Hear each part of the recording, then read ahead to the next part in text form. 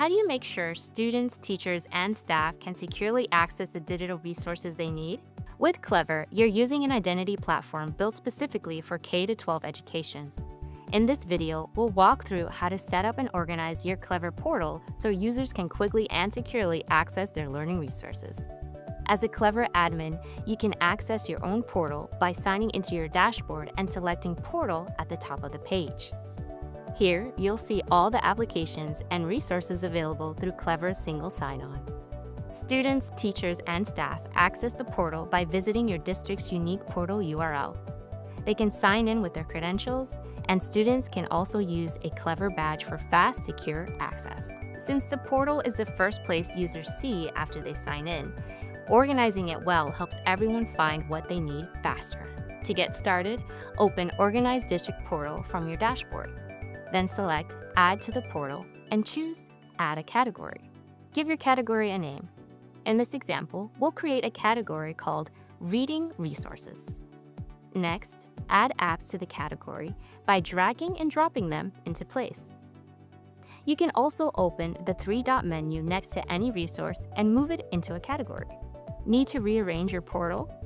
Simply drag categories into a new order using the navigation panel, or use the up and down arrows. Just remember that every category must contain at least one resource. In addition to apps, you can add links to frequently used resources, like your district website, educational videos, Google Docs, or other online materials. To add a link, select Add to the portal, then add a link. Choose or upload an icon, enter a title and URL, and decide which users, grades, and schools should have access. You also have flexible options for controlling who can see each resource. This is helpful if you have teacher-only resources, or if you want resources to appear on specific dates. To manage visibility, open the three-dot menu next to a resource and select Visibility. From there, choose which user types should not see the resource and set any dates for when it should be hidden. Keep in mind that these visibility settings only apply to this category.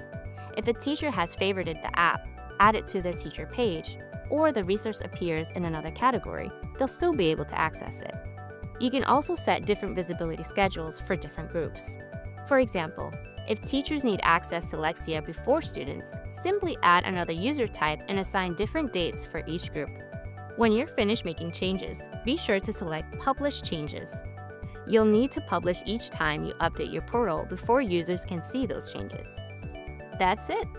Now you know how to organize your Clever portal and control access to your district's resources.